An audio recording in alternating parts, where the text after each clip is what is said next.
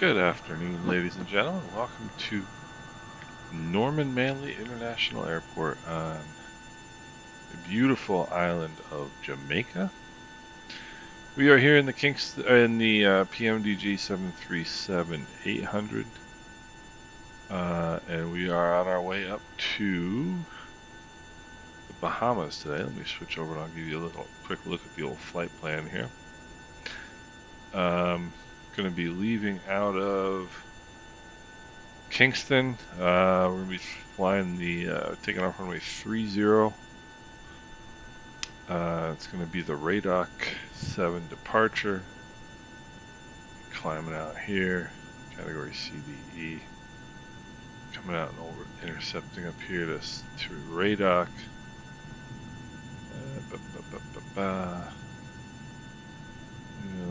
Down across MYVOR. Yeah, we're not doing. It's runway 12, category AP. So after takeoff, the 12 mainly at or above 4,000, and right turn be at 27. Direct. See, the reason they've got the slower planes going out further is it's going to take them longer to climb, and they need to avoid this. So, and then anyway, then we're going to be out there, Radok up over top of Cuba. We'll wave to Fidel's not there anymore. We'll wave to Raul on our way down into Nassau. Just basically a straight in, pick up the T on the good old RNAV approach, your standard T RNAV approach. Hit no. I really could just do cuddly, but and then in we go. It's very, very straightforward.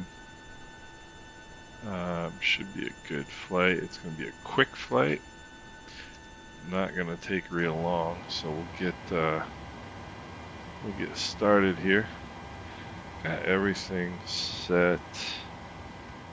All the frequencies are set. Something I was thinking that I'm gonna forget, but we'll worry about that later. V2 speed is already set.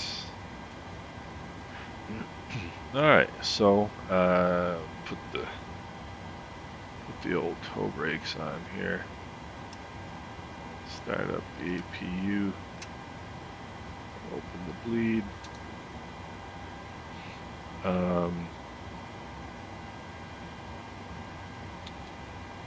Let's see, climb.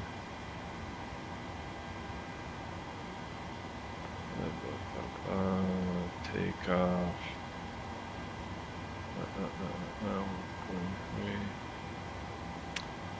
Let's see.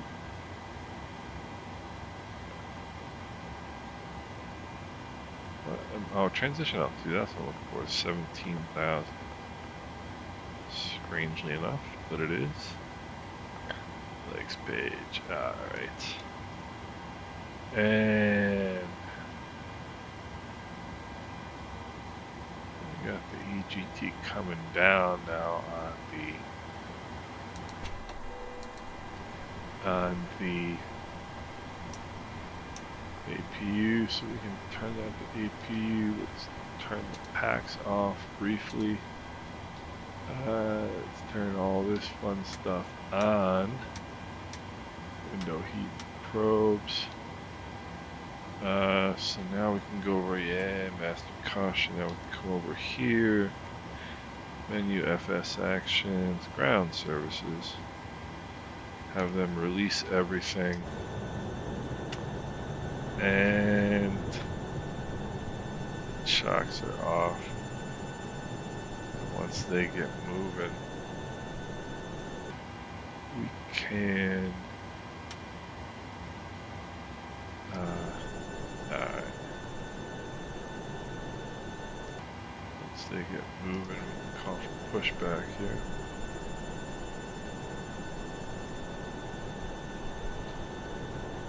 These guys.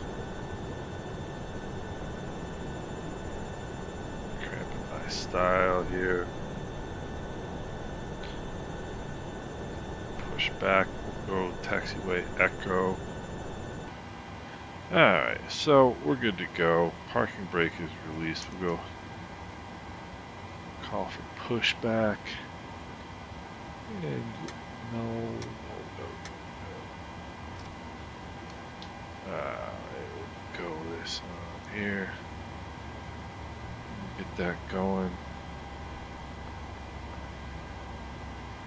I like to be on the old legs page here.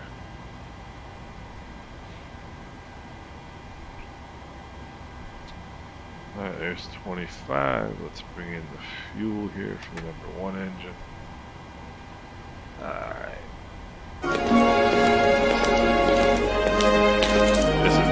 Welcome aboard Caribbean Airlines, where safety across the skies is our priority.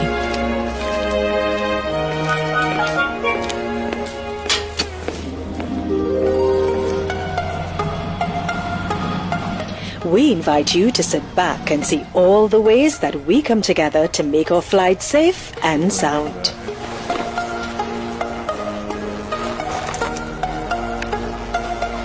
Civil aviation regulations require that passengers comply with the information given. We know that you fly frequently, so to reinforce what you already know and to enable those around you to hear our safety procedures, we ask that you give us your full attention.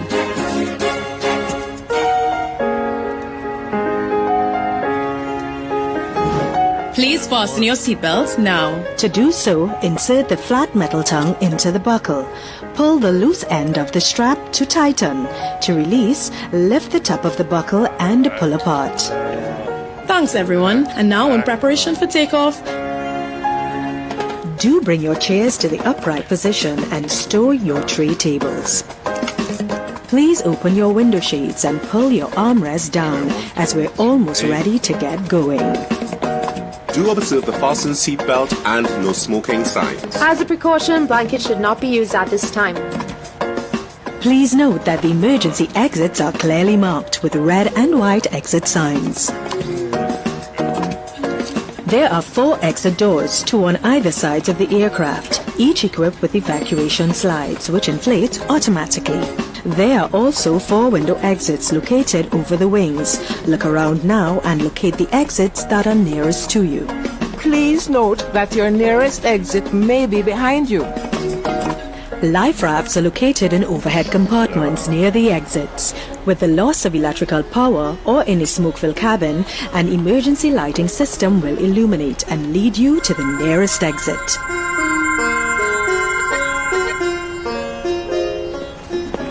Make time to check out the safety information leaflet in the seat pocket in front of you. It gives details of emergency procedures and equipment carried on board. Pay special attention to the protective position you would be required to adopt in the event of an emergency and the location of the life rafts to be used in a ditching.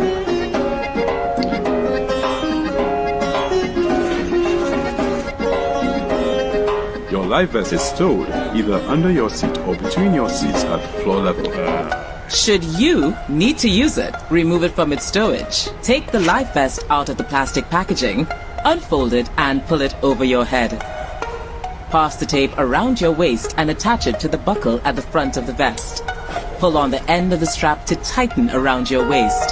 To inflate, pull sharply down on the red tab.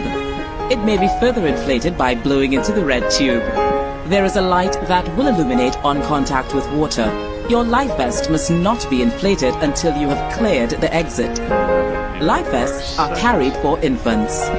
Should we lose normal cabin pressure, oxygen mask will drop from the compartment above you. Remain seated. Pull the nearest mask over your nose and mouth. Secure it by placing the elastic band over your head and pull on the side pieces to tighten.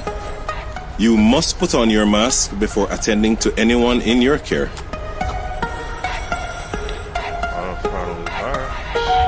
we are pleased to offer a smoke-free environment. Smoking is prohibited on board. All passengers must observe the no smoking sign. The washrooms are equipped with sensitive detectors, and it is an offense to tamper with these devices. Thank you for your attention. You can now sit back and relax as important safety checks are being carried out.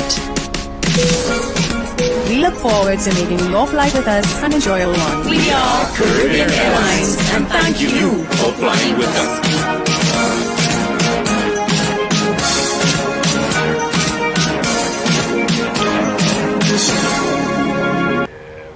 Those on, baby. Gen 1. Alright, we'll go landing lights on when we turn off lights on. Auto brake set for rejected takeoff. Let's turn the lower MFD off. We are good to go. Alright. Don't see any traffic. So, let's go. Let's go. Let's get ready to rumble here, guys. I guess we're ready to head out. Kingston Manly traffic, Caribbean 414, taking runway 30 for departure to the north via right crosswind departure for Caribbean 414, Kingston Manly. Alright, lights are on. Let's turn our taxi lights off. Both engine starters are on continuous. Strobe is on. That's on. Position lights are on strobe and steady, so we're good to go. That windsock there looks kind of different.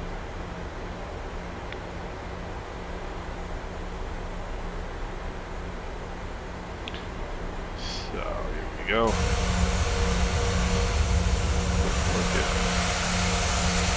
landing here as we get moving.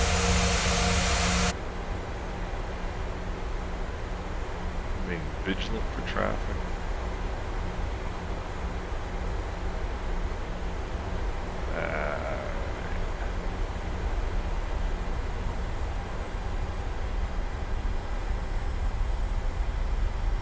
Engines 750, we're going to stabilize them there. And they're stabilized. Heading indicator checks with the runway number. Toga power is set. And indicating. Rudder's going to keep us on center line. 80 knots. Cross check.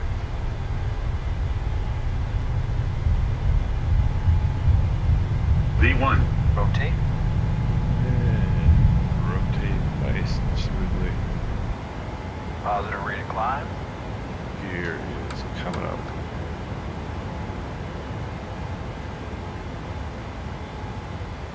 And at 400 feet we can hit Command A. And let George do his thing here.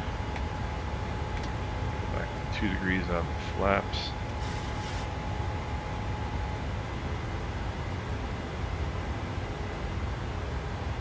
Boy, look at that angle of climb. That's pretty cool. For me anyway. Alright, once that airspeed starts to move up here.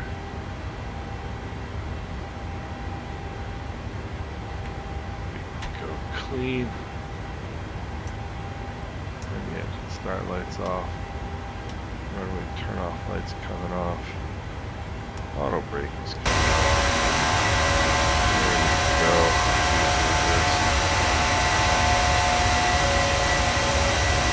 Kingston, Jamaica. Running through 3,200. Now that we've reached 250 knots, this thing will pitch up and climb like crazy here.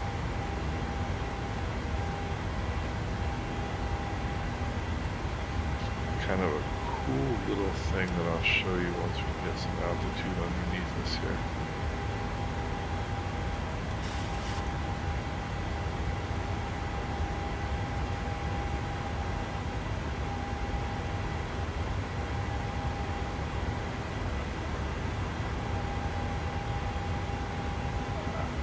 And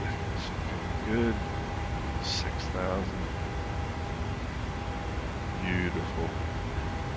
Beautiful afternoon to fly. The cool thing I was going to show you, so our cruise altitude today is 40,000 feet. Go down to the cruise page and it basically tells you what's the optimum flight level.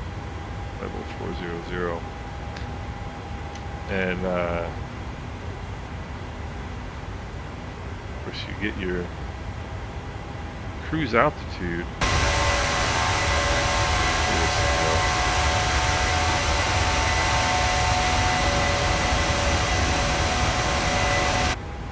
Get your cruise altitude from direction of flight. So once we are off the departure, this radar 3 departure, our direction of flight is 001 degrees, which makes it an easterly heading, or an easterly course rather. And so actually,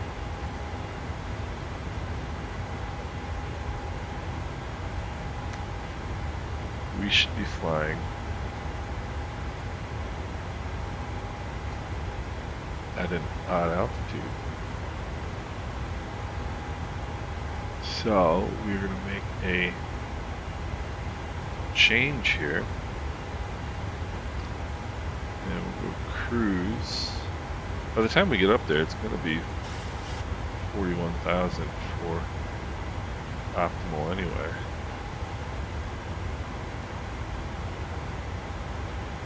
So now I've set it for 41,000. So now George is the autopilot. Don't know where that came from, but whenever you hear a pilot refer to George, it's talking about the autopilot.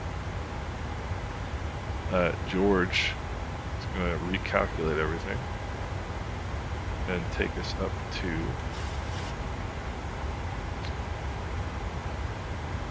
41,000 feet. Got another 19 minutes in the climb, 18 minutes in the climb. You can see here, I'll bring it up on this side. I like having the progress screen over here and the leg screen here. Bring up progress here, top of climb, 2045, 2027. So we've got 18 minutes top of climb. So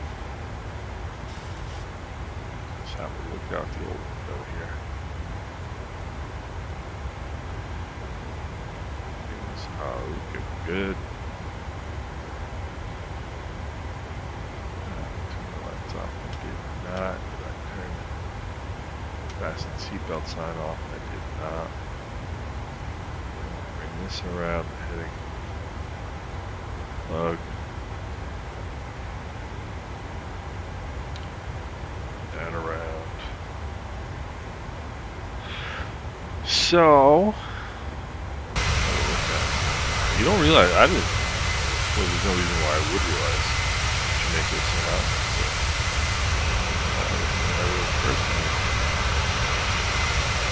It's such a mountainous country.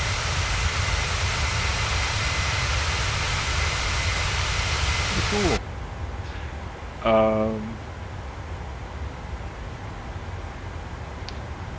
About to climb through 17,000, so we're going to get the, this is going to turn, should turn yellow. There we go, see it just turned yellow. We want the standard altimeter setting. And there's the north coast of Jamaica. There's a little airport down there. That might be Ian Flemming International. Ian Flemming of James Bond fame. Yeah, that is. As a matter of fact, that's exactly what that is. That airport right there. See this? It's a little strip right here. That is Ian Flemming International Airport. Apparently, Ian Flemming lived on Jamaica, which I didn't know. Doesn't really come as that much of a surprise, considering that he was. A lot of the James Bond movies were.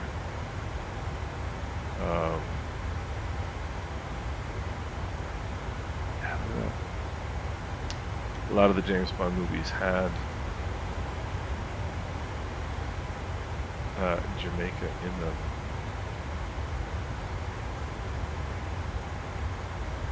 That's an airport that I would love to fly to at some point. Obviously not in this airplane. So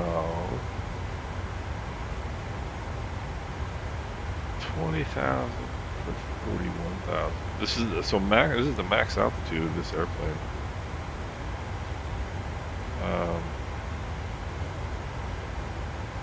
It's 41,000 feet. So you can already see Cuba off there.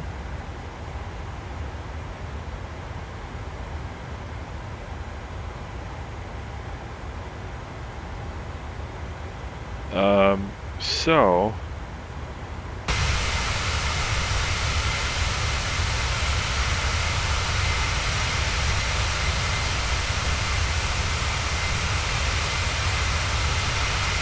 beautiful airplane, is it not?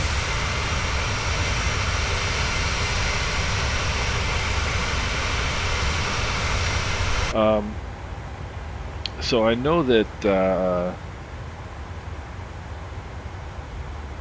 that my videos have come to a kind of a grinding halt lately, and the reason is this is the reason. Because I've been flying the 737.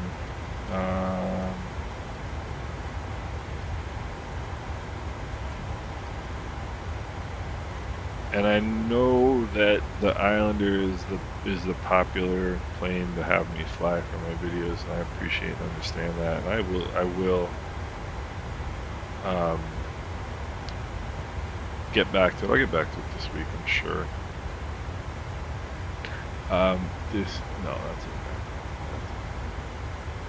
okay. Auto. Okay. Let's cool down the humans. I'd rather have to put on a little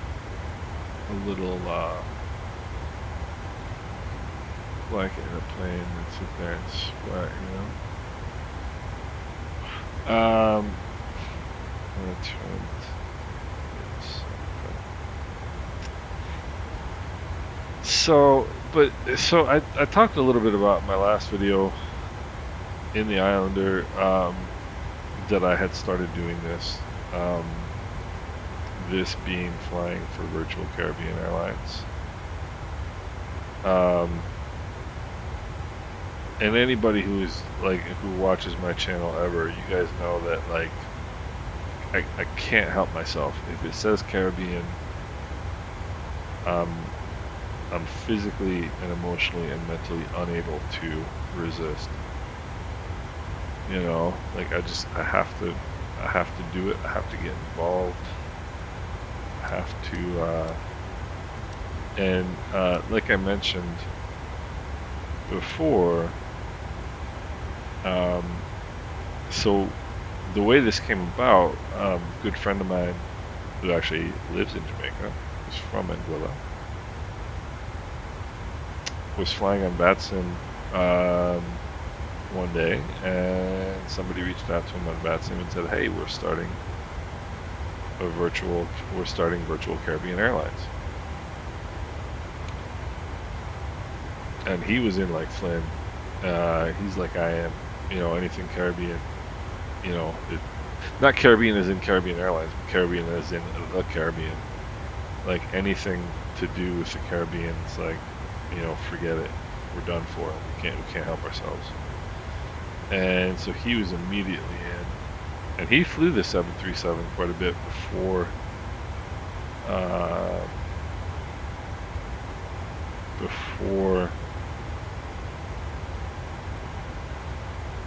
this Virtual Caribbean Airlines thing came about.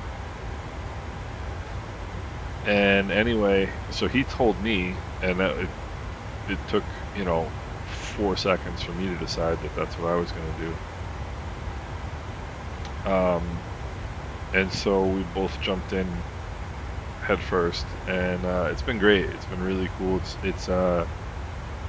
cool bunch of guys like Eldon, Keegan, Bradley, these guys from the Caribbean, from Trinidad specifically, that started this whole thing.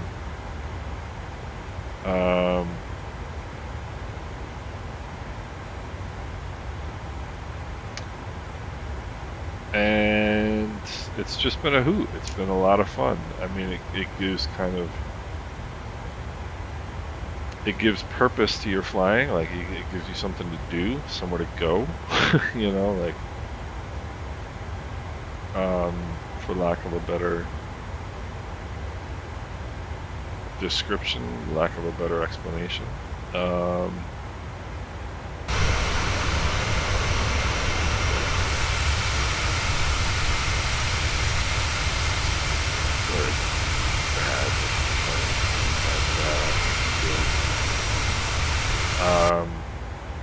So, and what,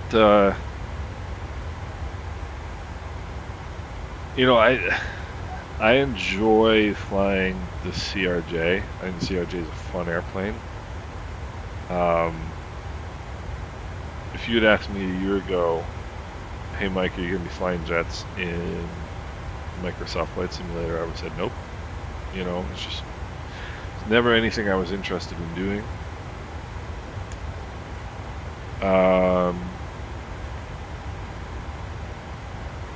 Mainly because, I mean, there's such a learning curve. I mean, when I do something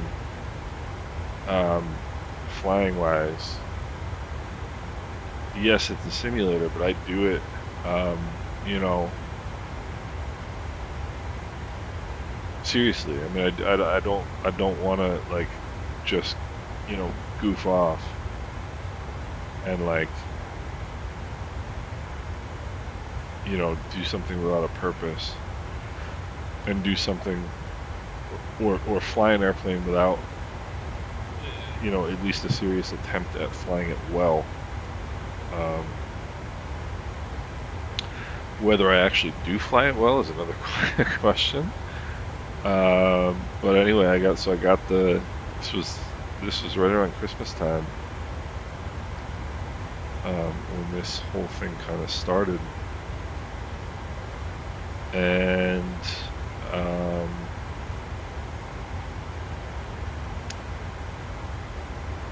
yeah, and it was top of descent 2104. It's very long. So top of descent is 2104. Top of climb is 2147. So we need less than 20 minutes at 41,000. That's alright. Transition level, as you guys know, because you're a smart group of people, transition level is the altitude at which you go from standard altimeter to local altimeter. Landing level is for landing, transition altitude is for departure. And, you know, as like any normal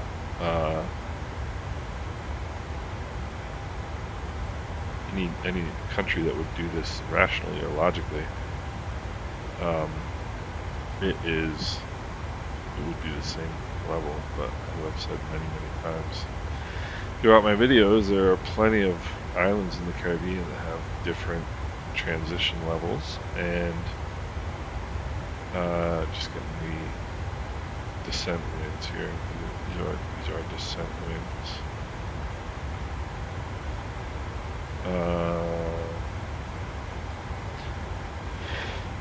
But it looks like they do it in a way that makes sense in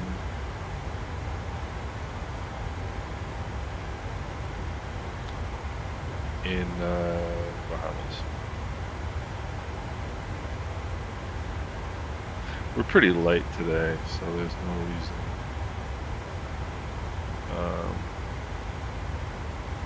No reasons for step climbs. But so anyway, so this all happened around like Christmas time, and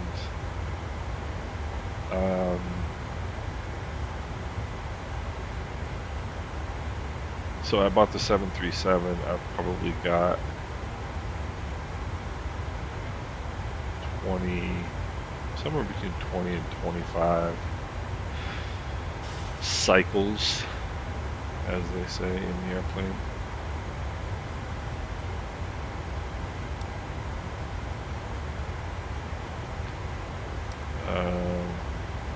It took me a little bit to dial in the landings.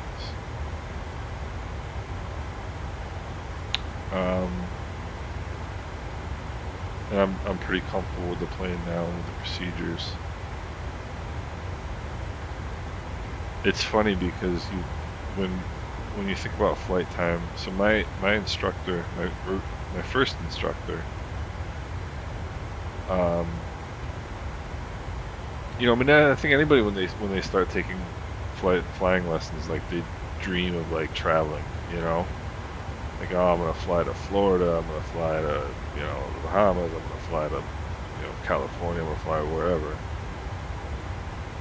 And it's funny because, you know, it's a couple of things that people, before they really get, I mean, some people do, but before they really get like kind of a knowledge of how things work with small airplanes, you know, there's two things they're really worried about. Like like what's the range, and like what's the speed. And you eventually get to a point where you realize neither of those things particularly matter.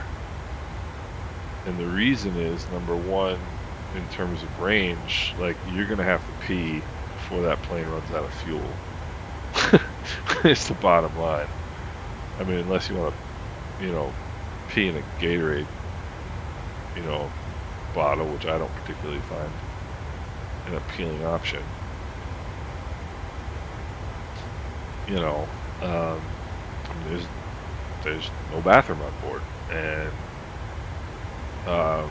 you know,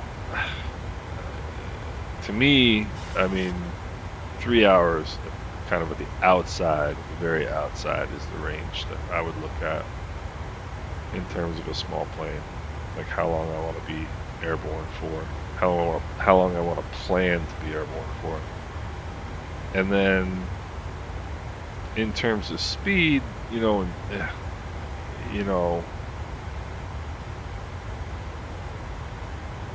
unless you've got money to burn, literally, you know, going from, you know, a Cherokee that goes 125 knots over the ground, which is pretty quick. I mean, it's twice as fast as you drive your car on the highway, and you can do it in a straight line. I mean, you can cover some distance going 125. You know, if you think about it.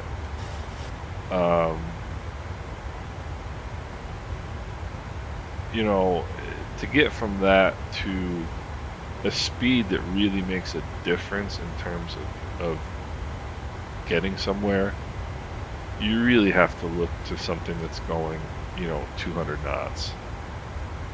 I mean, that's one of the reasons why you see a lot of things discussed in flight simulation forums that in the real world just aren't a thing, right? Like, number one, like I was watching a discussion the other day about, like, oh, why don't they put retractable gear in a Piper Dakota? The Piper Dakota is the kind of the follow-on from the Piper 235, the Cherokee 235, and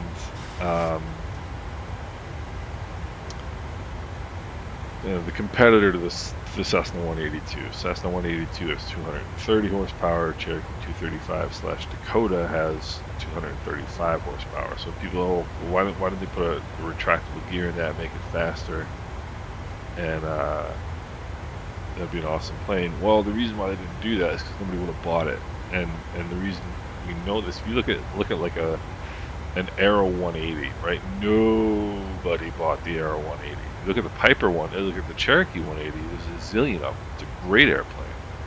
I have a Cherokee 180. It's a fantastic airplane. Picks up a lot of weight.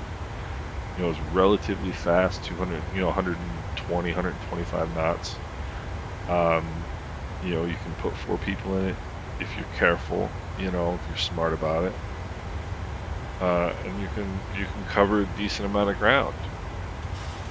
So why wouldn't they put retractable gear in a Cherokee 235? Because the whole point of a Cherokee 235, first of all, it's got a 55 more horsepower than a Cherokee 180. It's faster already, significantly faster already. But if you put a retractable gear in it, that gear weighs so much, it takes away. The amazing thing about the Piper 235, the Cherokee 235, can pick up its own weight. Okay, empty weight of a Cherokee 235, I forget what it is, 1,600 pounds, and it's got a 1,600 pound useful load. It can pick up its own weight. It's amazing.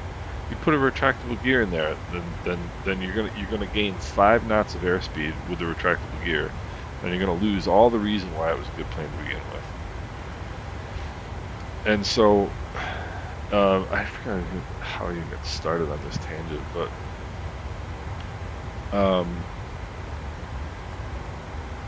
so flying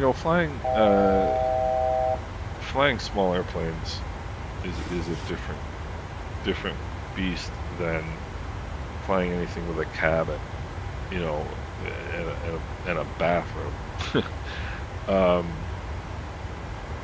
And let's see if we can get some weather here. I have no idea I'm gonna have to watch this video again, figure out why I started yapping about this. Information, METAR, 46 minutes ago. Alright, so right about top of descent we'll get the METAR. So 1600 is going to be the minimum altitude on the approach. So we'll put that in the altitude select box here in a second.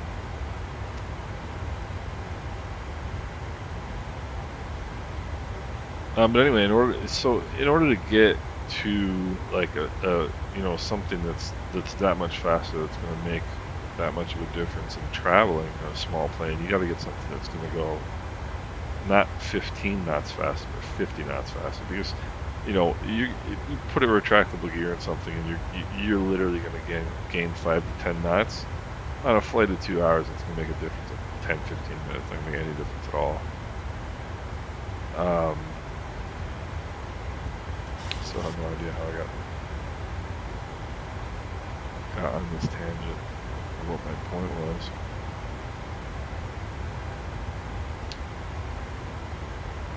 But anyway,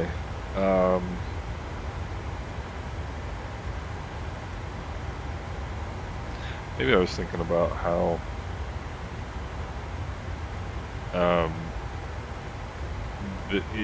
so when you're in a simulator, you can kind of do things that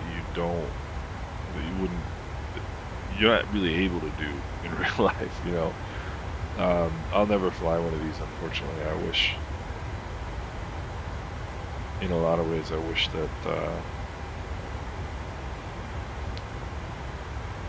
that this is what I had done with my life. But I have a good life. I have a very good life. In a lot of ways, the luckiest bastard you're ever going to meet.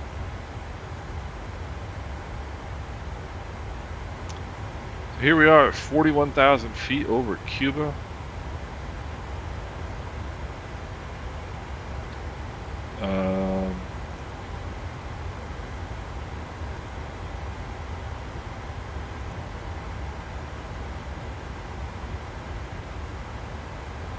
This is the max cruising altitude of the 737. Let's see. Optimal cruise altitude right now is 40,100 feet. And we're, like I said, on a track of 001. So got to be odd altitudes. We're in VNAV path mode, which is good. So let's dial that altitude in that we were looking at before. It was 2,000 feet.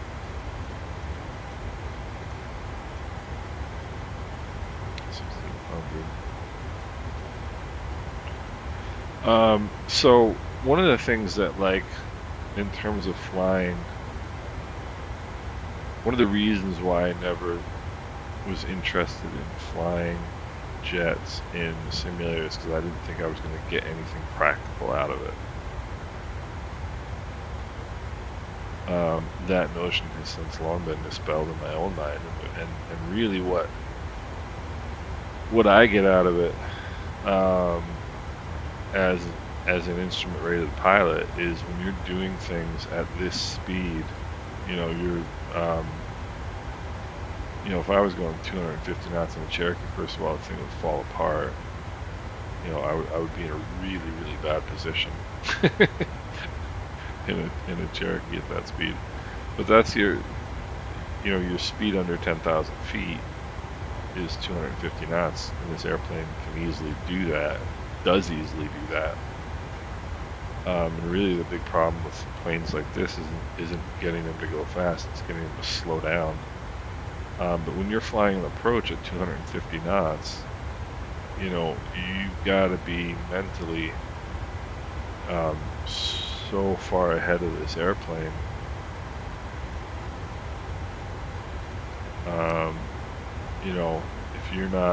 If you're not thinking ahead and you're not prepared for things, then it's not going to work out well. Let's just put it that way.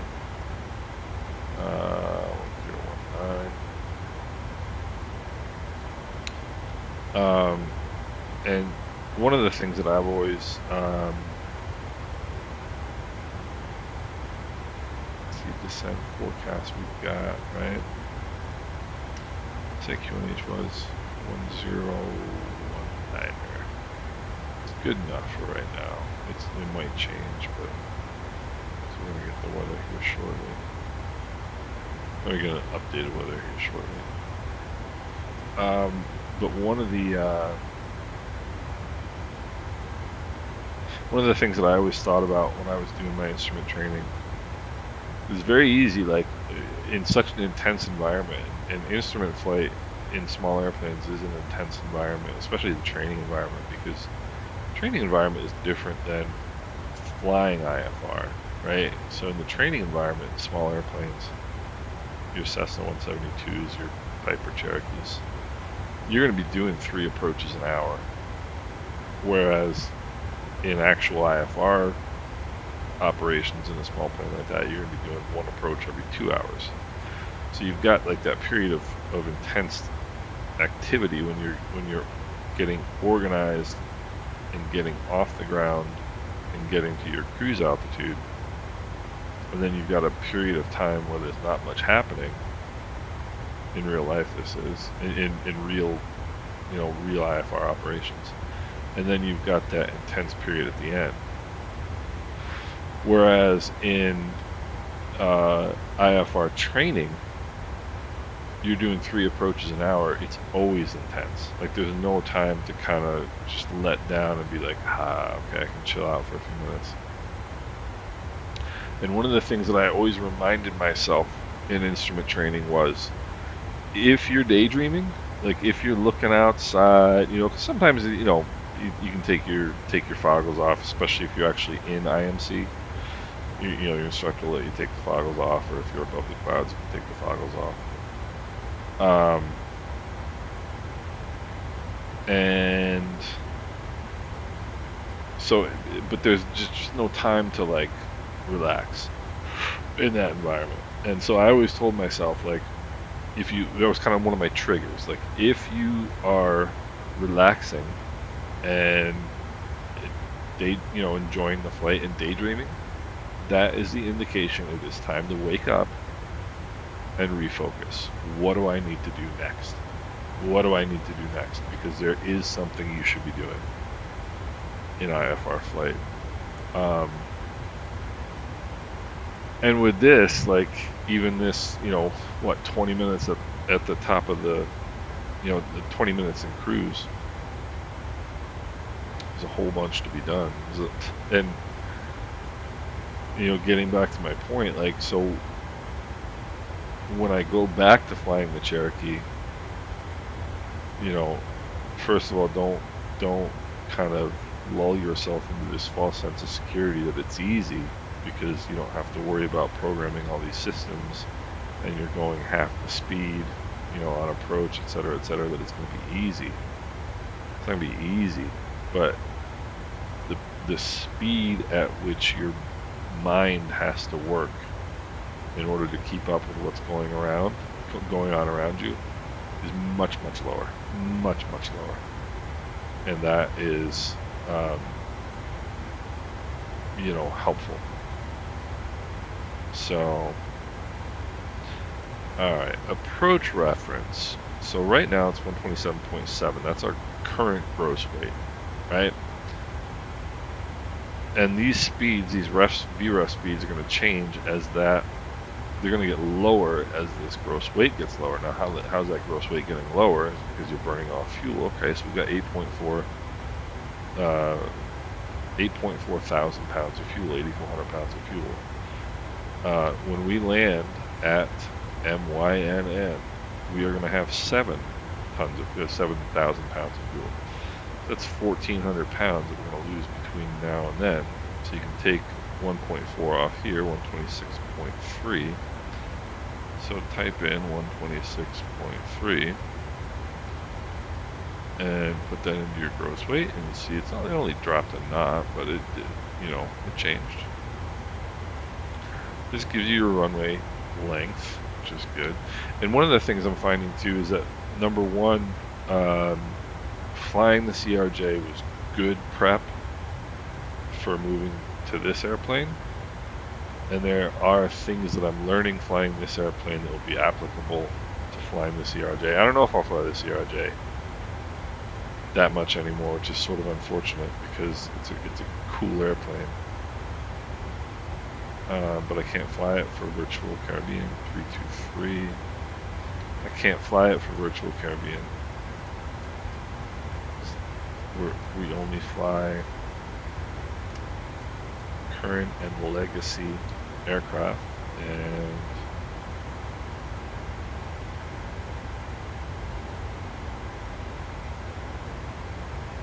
I've got about 8 minutes to top of descent.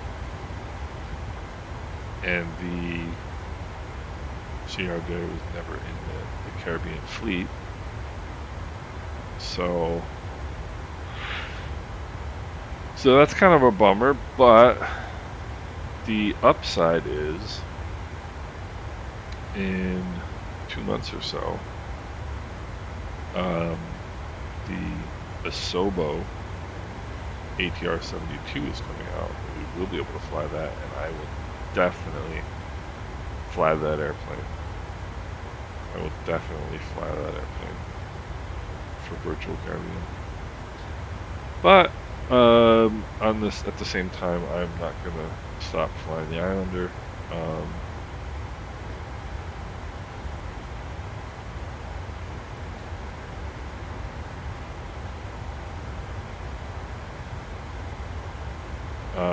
Not going to stop flying the Islander by any stretch of the imagination. I think there will be a period coming shortly where I will spend less time flying this airplane. I've spent all of my time in the last, 3-4 weeks simulating flying this airplane. What that means I was going one more thing. Airport elevation, 13 feet. So we're coming in runway 32. In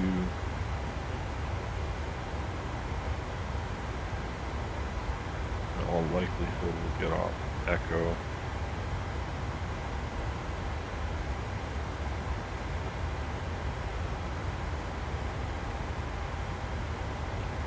Chart 10.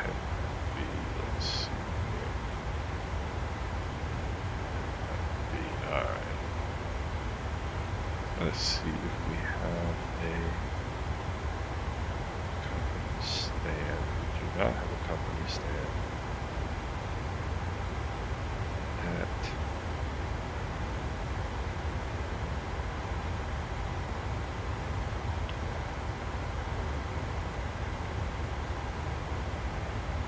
at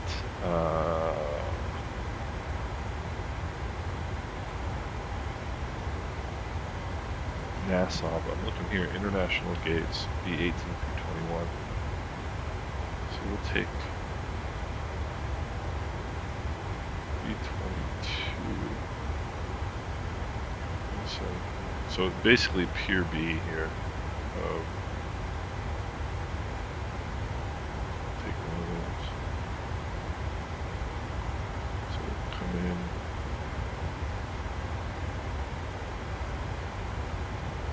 Take taxiway Echo probably. And come over. Hotel 5. Hotel 3. Hotel 3. Alright. What I'm waiting for is this METAR to flip. And then, unfortunately, the Navigraph charts, it takes forever to update the METAR, so. And this island here is Coco something. It's very informative on my part. This is a very popular island with Canadian tourists. And there's a flight that flies directly. Let's see here. There's a flight from Montreal that flies directly over my house. Kayakoko. Okay. Kayakoko. So it looks like it's over here in the clouds. There's a flight that flies there directly over my house in central New York. I don't know if it's every day, but on a very regular basis. Alright, let's see if we can get an updated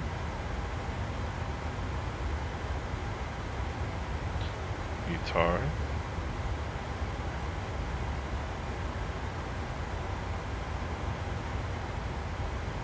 It's 2100 Zulu, that's perfect.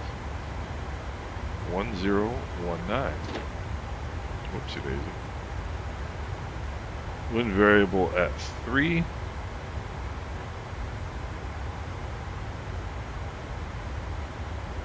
That's 1019.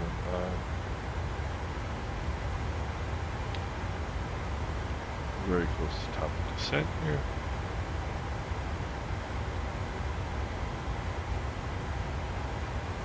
Index approach is go 30. That in. So these are your options, right? You can run flaps 15, flaps 30, flaps 40. Flaps 30 is a standard. One. Get really pretty slow and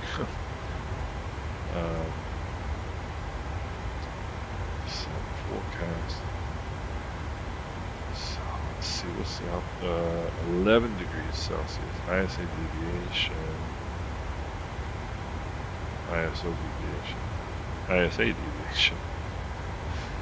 1019. Okay, so that's good. So we're all set. So let's go over and brief this approach then. The Canadians cloud cover today. And very shortly, we're going to reach top of descent here.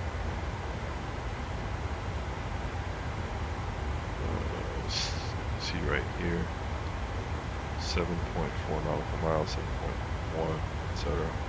Alright, so let's get over here and brief this approach. RNAV 32 shows there is no controller at the airport.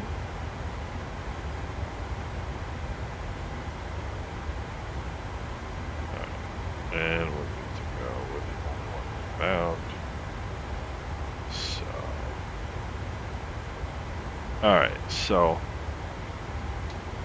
over here we're gonna see once we hit top of descent, 2.2 miles, you see this go to retard, and because it's in VNAV path mode, what it's gonna do is descend to hit any restrictions. And you also get, see this is This is our vertical path, so that's our target.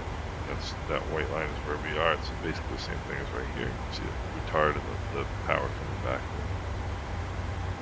Auto throttle is doing all the work. It's going to maintain that speed. And it will descend down to this altitude, honoring any restrictions in. If you go to 2,000 or above, see this 1600 right here is for Dilpy at 1600, but Cuddly is 2,000 or above. So it will meet this restriction. It's not just going to go down to 1600. It will go down to 1600 meeting any restrictions in the legs page. Like right here, hidden at 210 knots. I mean, this is going to, you know, the speed will change as we descend. But it will meet that 210 knot restriction. This airplane's kind of hard to slow down, so it might, you get a notification right here that says drag required, which basically means throw out the speed brakes because we can't slow this thing down. So we are in our descent. The approach is loaded. This blue line up here is the missed approach. So, alright, so let's get over here and have a look at this approach. Pretty straightforward. ATIS 118.7, we've got that Nassau approach, has radar 121.0, Nassau Tower making 5, ground point 7, RNAV approach, final approach course 323, 323 once, 323 twice. Flat slope intercept is Dilpy at 1600. Decision altitude is 328 feet. Let's put that in. This airplane makes it very easy to do. You just start dialing.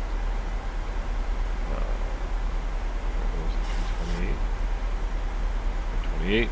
Airport elevation 16 feet. That is set. This goes in 50-foot increments, so 0 is the winner. 1500 is the MSA, because it's 1,000 feet higher than this little mountain right here, this little hill.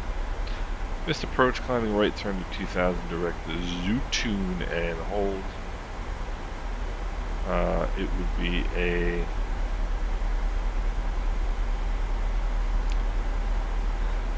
this is the one case in where I would probably actually fly a parallel entry, because it's just you're coming from over here.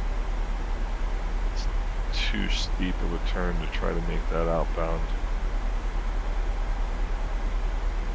If you wanted to do a teardrop, you can't really do a teardrop, you know. So I would probably hit Zootune, the reciprocal at 233, which is 053. My outbound for 4 nautical miles. This is not a timed hold, this is a distance hold. My outbound for 4 nautical miles. So standard rate left hand turn, keep coming around. It's about a 210 degree turn, 220 degree turn. Come in, intercept the 233 inbound to Zootune, and then enter the hold. Zootune is also an initial approach fix, which is very helpful for flying a second approach if you need to do that. Transition level, flight level 180, which is good. Altimeter setting not received, procedure not authorized. We've got the altimeter setting. It's not below 15 degrees Celsius, that's for darn sure. DME not authorized. Don't worry about that, we have our RNAV. No turn before the missed approach point.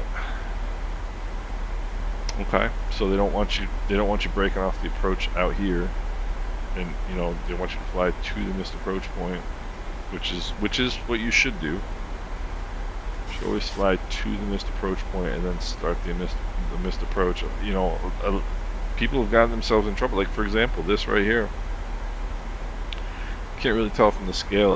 It's possible that if you made that turn, you would be outside that hill and you would come around and make a direct entry. But if you broke off that turn, that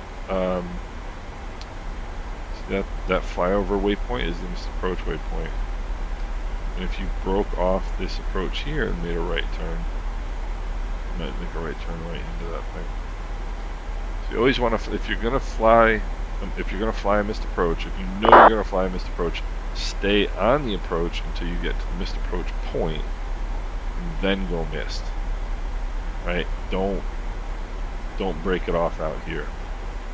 It's always that's the way you should do it. Good point to make. Alright, so here's our plan view. We're coming up here to Hidno.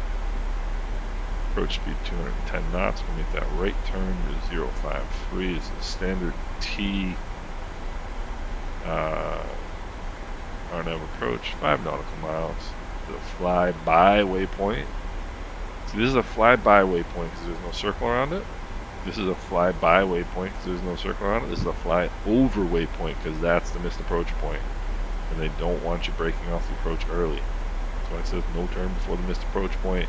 That's a fly-over waypoint. You gotta fly over that waypoint and then make a missed approach. Alright, distance to the threshold. These are good numbers to have. You can see, like, we're 4 nautical miles out. We should be at 1338, 3 nautical miles out, 1019, etc., etc., etc. Close enough for government work is good in this particular case. So we're gonna make the turn here for Cuddly. Cuddly is 10.7, and probably the reason. So there's either going to be a displaced threshold, which there is a little bit of one. It looks like. But also, because this is a fly-by waypoint, not a fly-over waypoint, you're going to cut that corner. That's why this is 10.7. Usually they'd want to have you on a 10-mile final for an instrument approach. So by the time you cut this corner and establish an inbound, you're going to be 10 miles. That's at 2,000 down to 323 down to 1,600, but you're going to intercept up here. And that, what do they call it? The Iron Cross. I can't remember the Maltese Cross. I don't know why it's a Maltese Cross, but it is. That's your glide slope intercept. You're 4.8 from the runway. 3-degree glide slope. What do we say? 139 knots. Wind is going to be pretty light, so 140 would be about 700. Between 7 and 750 feet on the descent. Happy on the left-hand side. I'm going to guess there is a 0.2 nautical mile displaced threshold, which is about 1,000 feet of a displaced threshold right here. That's my guess. Which is why this is 4.8 miles from the threshold of the runway as opposed to 5. Happy on the left-hand side. Missed approach. Climbing right-hand turn to 2,000. Direct to and hold. LNAV, VNAV, 328, 314 feet above ground level. There is no timing on this approach. RNAV approach. 2,400 meters of visibility required. Not a whole lot of difference if you've only got LNAV. Only a 12-foot difference. The minimums. So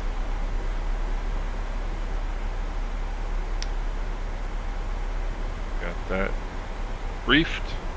You guys can remember all that, right? Awesome. I like having you guys along on top of it.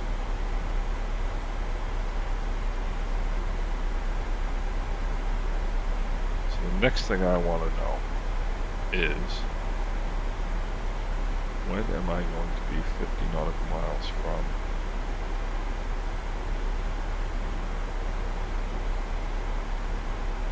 the airport?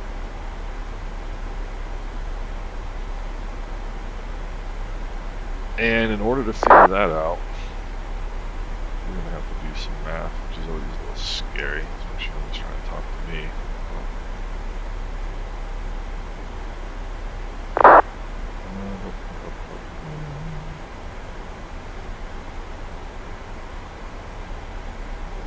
Haji. I don't know what his name easy way to figure this one out. Oh, okay, Haji is 41 nautical miles from Hidno. So Haji is going to be roughly 50 nautical miles from the airport, so that's good. And then 10-ish miles from Hidno, we can call 20 miles out. It's like to have an idea of those things.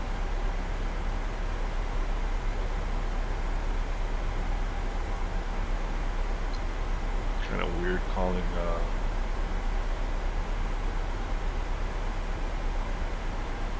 position to ports in a 737. So things we have to do before landing: we've got to arm the speed brake. We've got to set the auto brakes. I'll set it for auto brake 2. The auto brake just slams on the brakes as soon as you touch the ground, which is great. Well, it doesn't slam them on. It depends on how hard you know. You can put 1, 2, 3 on max.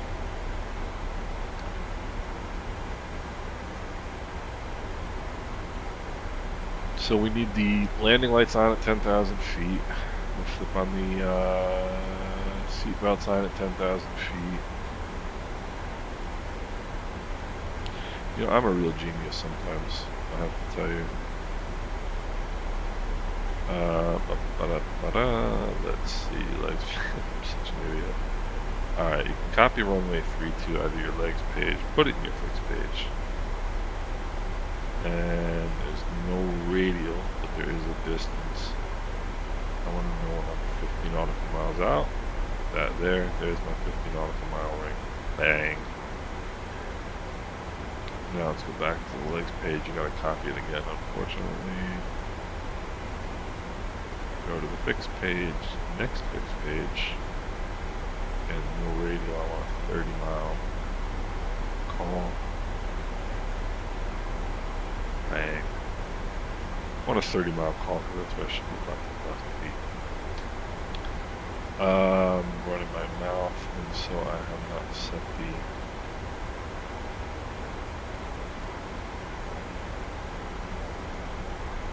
altimeter, so let's flip that 019. So there's me 50 mile ring. You know, I never thought I'd do that. Smart guy. Yeah, copy 1132 again, fixed page. Fix 3. This is going to start to get confusing. Which for me is a relatively common state of affairs. So it's a 20 mile ring, so I'll know when I'm at 20 miles from the airport. Yeah, it's not hard for me.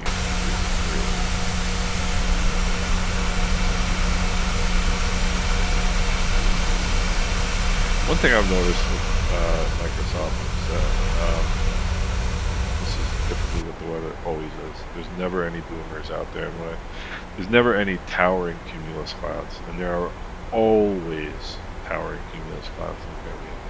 Always. It's always there.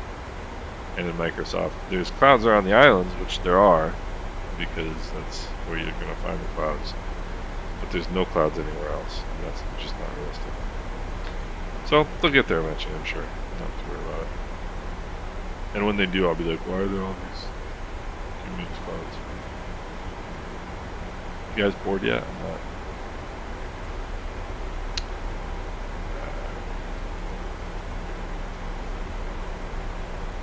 And another thing that's not in the CR. Well, I know the CRJ does have this actually. As you get to higher altitudes, you want to put your bank limiter, a little lower, so you're not making 30-degree turns at 35,000 feet.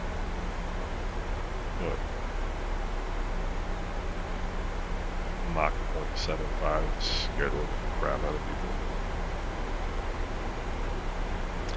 So we're coming up on 50 miles.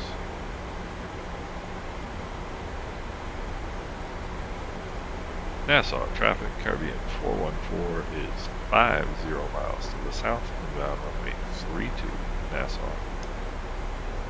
You like that radio call right there, guys? That's how it's done. Just make a radio call without mumbling.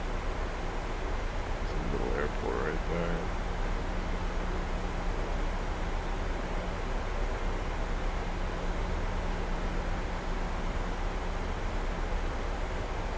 I just want to look before I land and get an idea of where I want to get off. Keep that in mind. We're going to get off taxiway. Probably taxiway Echo is probably where we're going to get off. Very little chance we're going to get off Bravo. It's really nailing.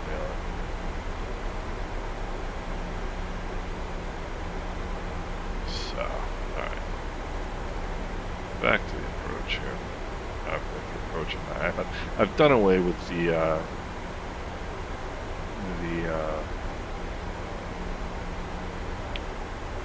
Navigraph in panel in game display, just because first of all it ruins my screenshots, and second of all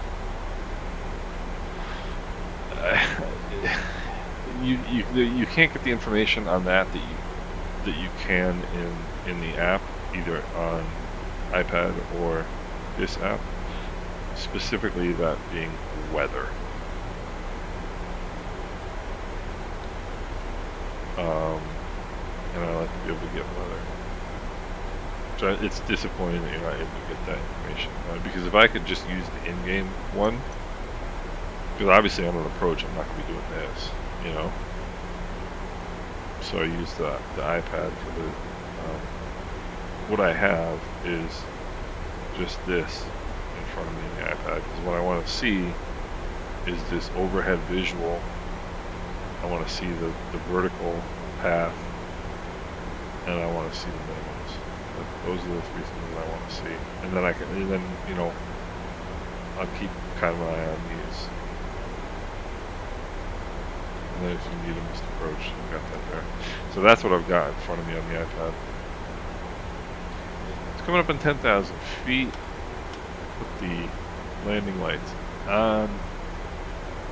Those of you who haven't peed, you should have.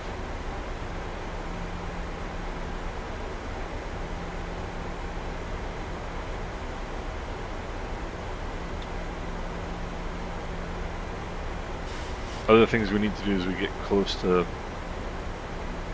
landing is we need to flip the engine switches to continuous.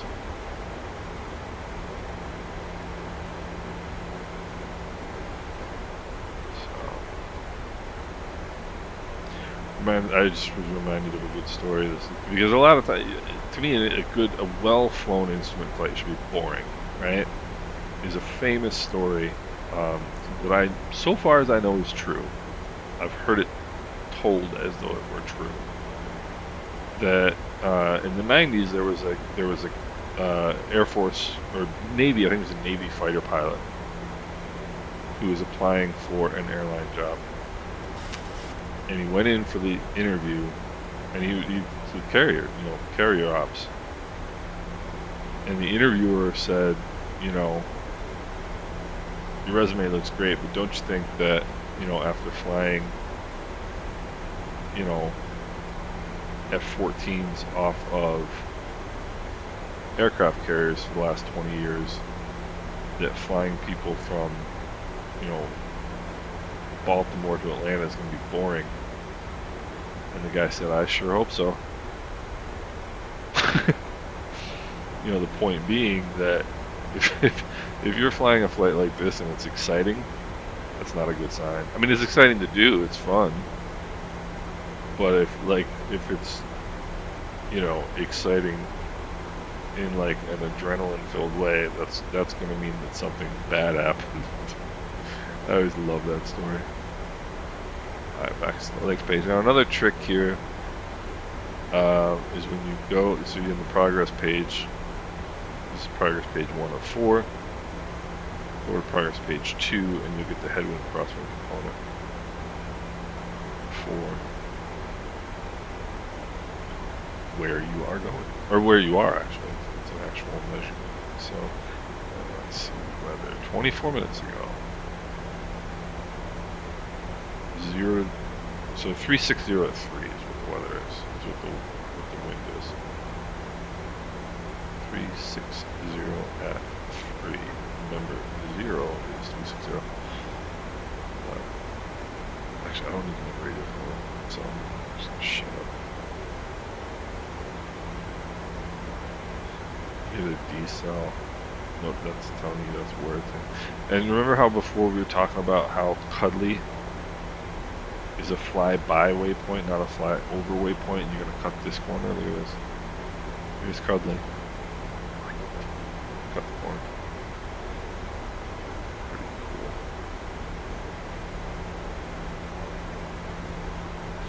So, and I've mentioned this before in other videos, that like I always thought like it was kind of pointless to fly these planes in the simulator because all you're doing is turning dials and stuff like that, you know, pressing buttons. But the reality is that what you're doing,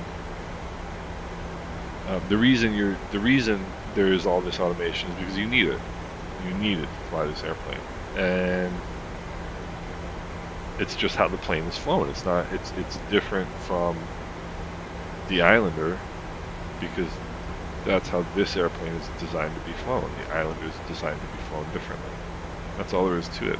You know, one is not better than the other, inherently anyway. Alright, 240 knots. Alright, we're what? Okay, we're 6 miles from Hidno. So we can definitely hit that approach. Nassau traffic, Caribbean 414 is 20 miles to the south, inbound runway 32, Nassau. So glide path is captured already. So remember what we were talking about, you know, this is glide slope intercept. Well, we've already captured the glide slope. That's glide path capture right here. LNAV mode, FAC is final approach course. So once we intercept the final approach course, we get that white FAC return. Return.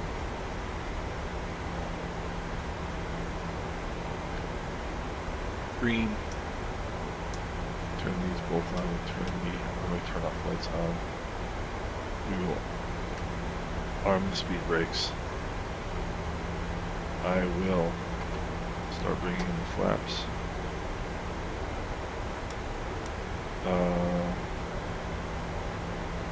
Okay.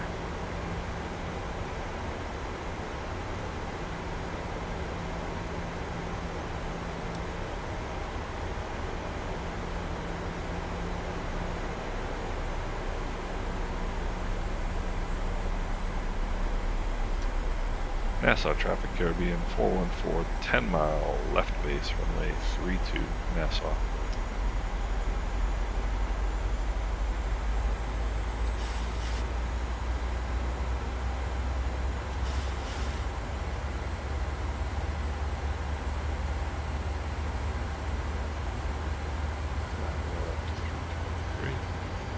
No.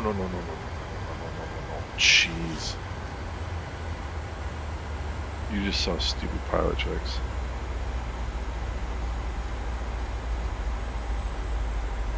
Wow, did you just see stupid pilot tricks?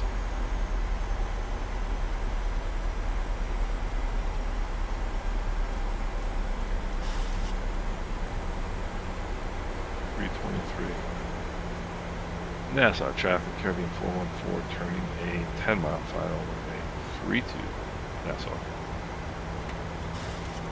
2 degrees of collapse. Boy, was that stupid. I don't know how, you know.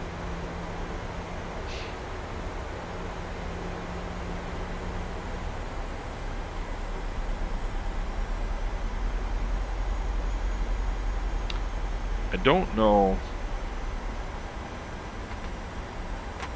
what is going to have to happen to get this through my head that you have to stop turning knobs without looking at what they are, because I clearly did not look at that. So what I was doing, I was trying to set in the 323 degree in the heading window, and I was dialing in the airspeed instead, 323 knots. Hello. You know. 2,500. All right, bring down the gear.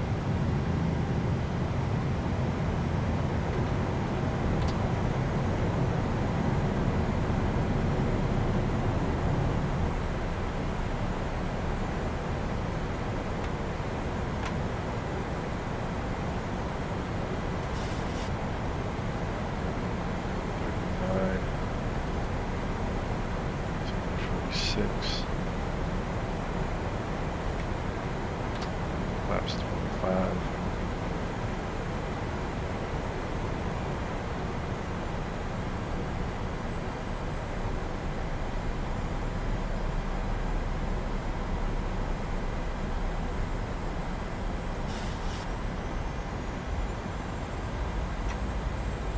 Flaps 30. Nassau traffic, Caribbean 414, 5 mile final limit 32, Nassau. Alright, airspeed is good. The go around altitude is 2,000.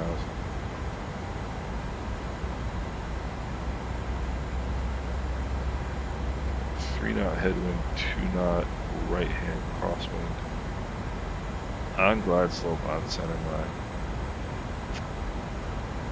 1320 for 320.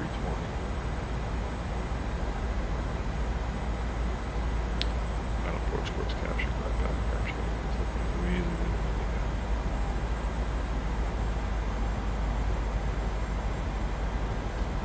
good. 1130 for 330. 1,000. Flaps 30, gear is down, indicating.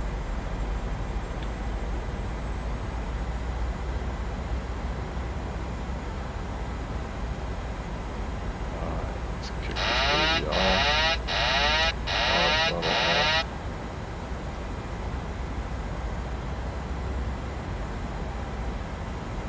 Alright, now let's just keep an eye on those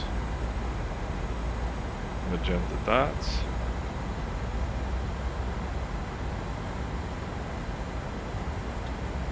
$630 for 330.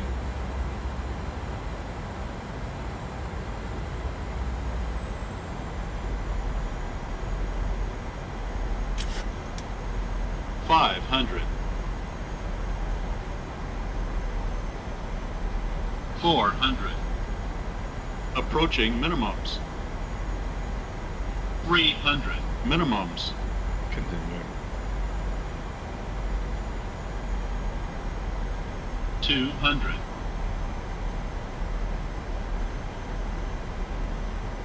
100. 50. 30. 20. 10.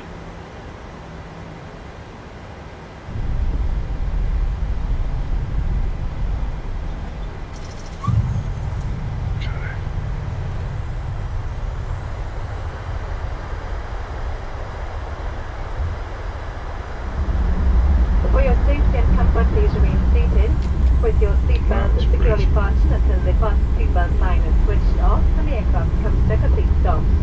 This will indicate that we have parked at the gate position and it's safe for you to move about. Before you leave us, please check around your seat for any personal belongings you may have brought on board with you.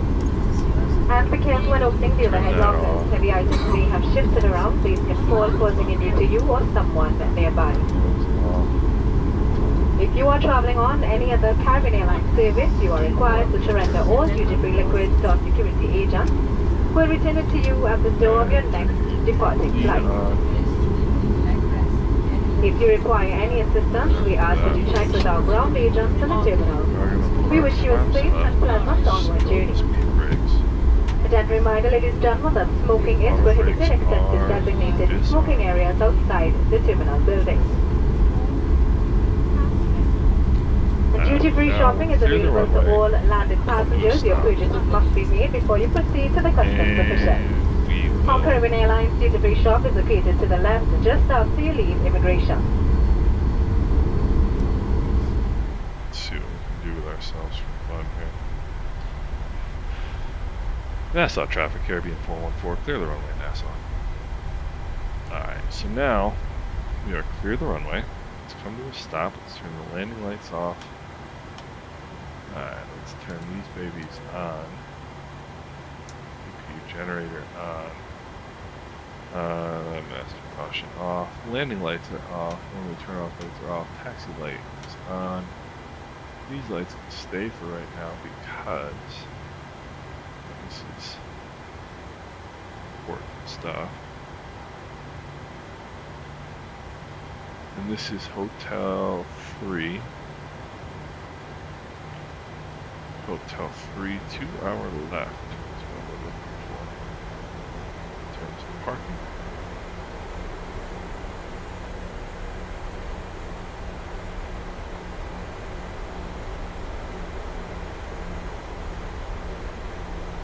So I was really happy with that flight, except for the parts where I did stupid things.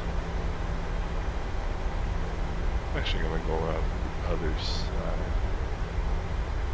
That looks pretty full right there. It's something that honestly concerns me because it's you know, you can laugh it off in the sim. I almost ripped the flaps off this airplane. If I hadn't heard the engine spool up,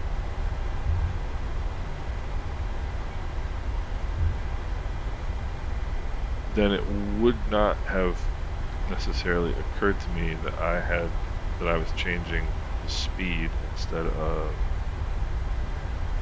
the heading. And really what difference does it make is I can't make that mistake in the Cherokee that I actually fly, but nonetheless, like, it's a stupid mistake.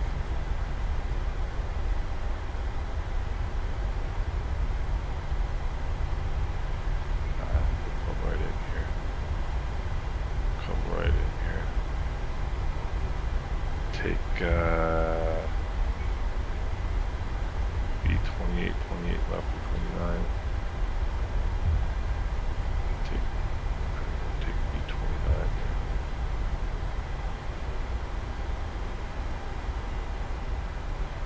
So this is a pay-where scenery, so it should be pretty cool.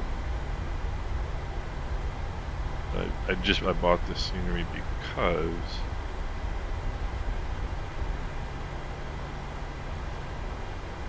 I bought a couple sceneries because we're going to be flying them in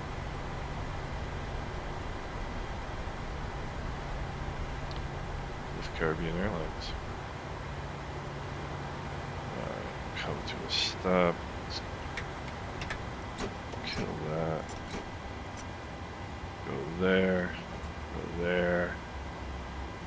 Turn off the seatbelt sign so people don't have a heart attack.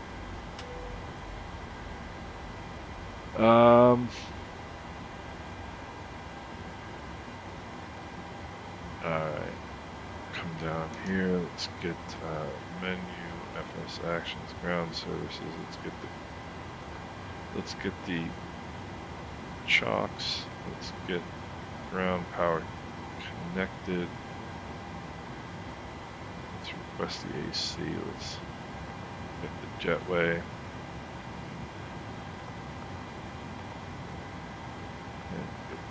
Here.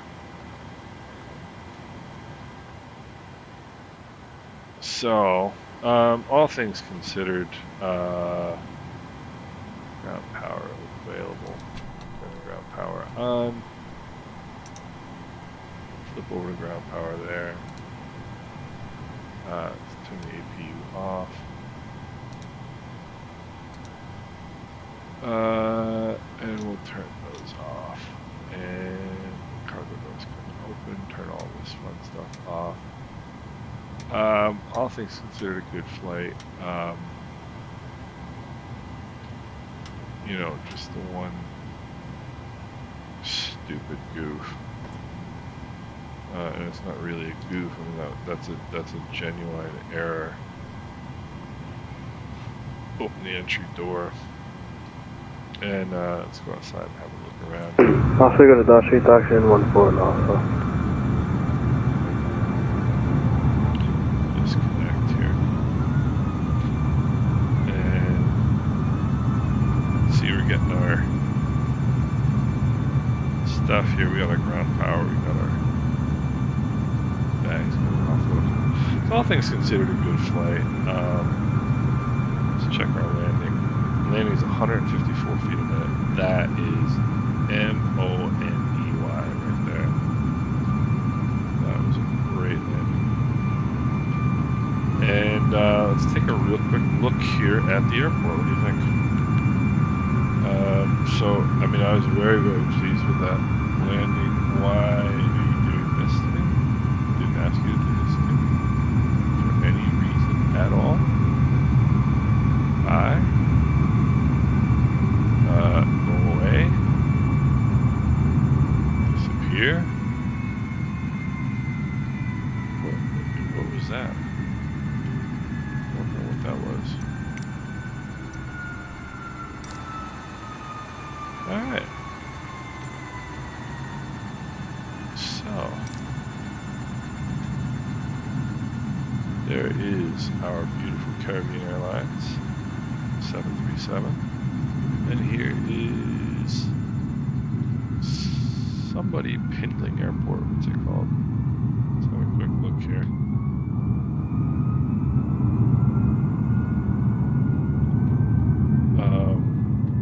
Looks nice. I'm not going to do a serious review right now because it's just not what I was looking to do today.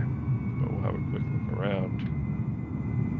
Very nicely modeled. This airport is called.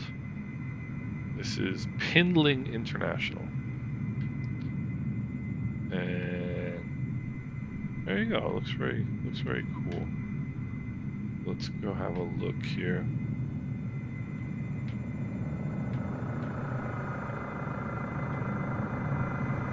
Let's see if look at this. You got the stickers on the doors. Alright, so the inside doesn't look like it's modeled. And or I'm stuck in here. The interior doesn't seem to be modeled, but I mean that's to me not a thing. The exterior looks great. All the taxiway markings are good. So cool stuff. So anyway, that is a virtual Caribbean flight, and I hope you guys enjoyed it. And like I said, don't worry, I will be getting back in the Islander this week, and I'll have something uploaded for you guys. Hope everybody is doing well, and talk soon.